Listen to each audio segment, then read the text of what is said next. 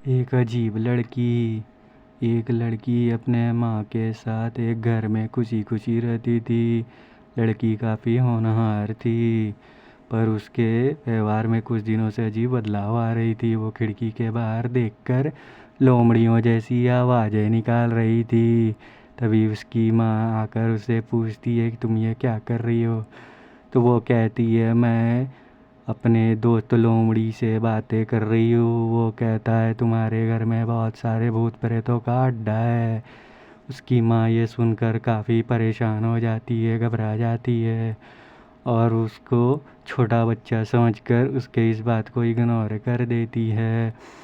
फिर कुछ दिनों बाद वो देखती है कि वो अकेले में किसी से बातें कर रही है। वो ये देखकर हैरान हो जाती है। तो वो अपनी बेटी से पूछती है कि तुम किससे बातें कर रही हो। तो वो तस्वीर दिखाकर कहती है अपने दोस्त से। वो तस्वीर काफ़ी भयानक था। एक छोटी बच्ची ऐसा तस्वीर नहीं बना सकती थी जिसमें तीन चेहरा लग रहा था एक ही शरीर में मिलाकर बनाया गया है। ये देखकर वो काफ़ी घबरा जाती है। वो कहती है कि मैं इसी से बातें कर रही थी। उसकी माँ उसे डांटती है, कहती है ये सब गलत बात है, तुम ऐसा मत किया करो।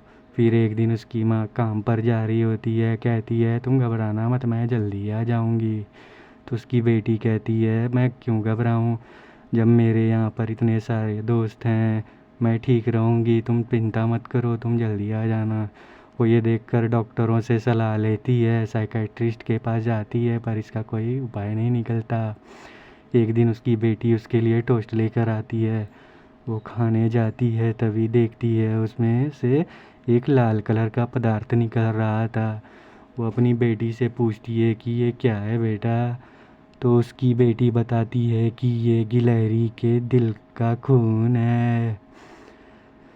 मेरे दोस्त ने कहा ये तुम्हें पसंद आएगा। ये सुनकर उसकी माँ काफ़ी घबरा जाती है। वो देखती है गिलहरी मरा पड़ा है। वो काफ़ी गुस्सा हो जाती है और अपनी बेटी को दो चपत लगाती है और कहती है ऐसा तुमने क्यों किया। और वो अपने दोस्त की तरफ दिखाकर, दीवार की तरफ दिखाकर कहती है कि मेरे दोस्त ने कहा कि तुम्हें ये पसंद आएगा। वो पूछती है वो कैसा है दिखने में। तो वो बताती है कि उसका मुंह काफ़ी बड़ा है और उसके मुंह के अंदर बहुत सारे जानवर और इंसान भरे पड़े हैं जिसे उसने खाया है, पर वो उसे पचा नहीं पाता क्योंकि उसका कोई डाइजेशन सिस्टम नहीं है। वो ये सुनते ही भागती है अपनी बेटी के हाथ पकड़कर और गाड़ी में बैठकर बहुत तेज़ से चर्च पहुंचती है और पादरी से प्रार्थना करती है कि प्लीज़ मेरे बच्चे को बचा लीजिए, वो अजीब से व्यवहार कर रही है आजकल। तो पादरी उसे बताते हैं कि तुम्हारी बेटी पर भूतों का साया है, मैं कोशिश करूँगा कि मैं उसे ठीक कर सकूँ। और वो उसकी बेटी के इलाज में लग जाते हैं। उसकी सर पर हाथ रखकर कई मंत्र पढ़ने लगते हैं। तभी वो हंसने लगती है और उसका आँख लाल हो जाता है और वो अजीब अजीब सी बातें बोलने लगती है। ये देखकर उसकी माँ काफ़ी डर जाती है और ऐसा ही कई दिन तक चल रहा होता है। धीरे धीरे उसकी बेटी के व्यवहार में सुधार आ जाता है।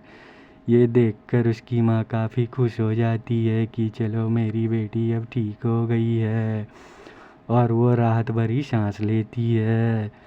तब उसकी बेटी को ऐसा हालत में देखकर उसे काफ़ी अच्छा लगता है। वो भगवान को याद करती है और तभी उसकी बेटी दीवार की तरफ देखकर कहती है कि माँ पादरी जी आए हैं। तो वो पूछती है अरे दीवार पे। तो वो पूछती है कहाँ है पादरी जी, मुझे तो नहीं दिख रहे। तो वो दीवार की तरफ दिखाकर कहती है कि पादरी जी वहाँ मेरे दोस्त के मुंह में हैं, वो भी मर गए, उसे मेरे दोस्त ने खा लिया है।